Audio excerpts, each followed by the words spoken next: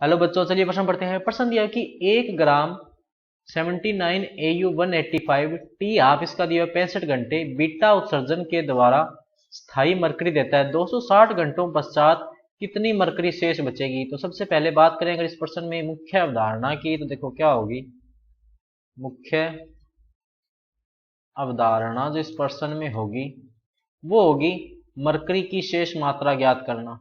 Mercury की शेष मात्रा ज्ञात करना। तो सबसे पहले अपने जो है वो अभिक्रिया लिखते हैं कि अभिक्रिया कैसे होगी। तो अभिक्रिया इसने क्या बोला है कि 79 AU 198 ये दिया हुआ है, इसका बीटा उत्सर्जन हुआ और ये क्या देता है स्थायी मरकरी। तो इसका मतलब क्या हुआ कि अभिक्रिया कैसे होगी, कुछ इस तरह से होगी Hg 80 198 प्लस -1 E0, ये क्या निकल गया, एक बीटा कण निकल गया, बीटा उत्सर्जन हुआ है इसका। तो अब अपने को ये बताना है कि 260 घंटों के पश्चात जो है वो कितनी मरकरी शेष बचेगी।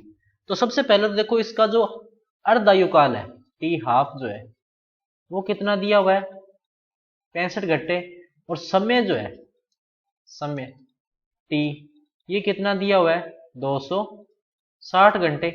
इसका मतलब क्या हुआ कि 260 घंटों में अर्धायुकालों की संख्या, अर्ध आयु काल की संख्या कितनी हो जाएगी। देखो अर्धायुकाल की संख्या 260 बटे 65 यानी कितनी होगी अर्धायुकाल की संख्या 4। इसका मतलब 4 अर्धायुकाल होंगे। इसका मतलब एयू का जो बचा हुआ द्रव्यमान होगा वो कितना होगा, एयू का शेष द्रव्यमान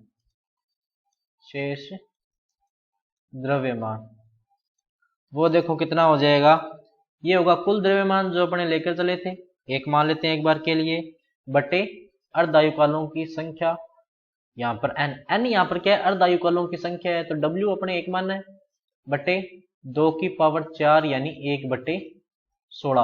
अब 1/16 क्या बचा देखो AU, लेकिन अपने को मात्रा किसकी ज्ञात करनी है, मरकरी की।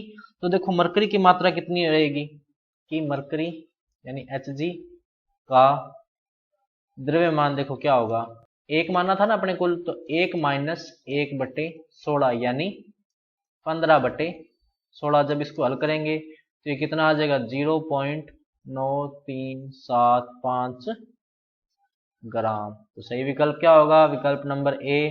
तो बच्चों ये था आपका उत्तर। मैं आशा करता हूँ आपको समझ में आया होगा। धन्यवाद।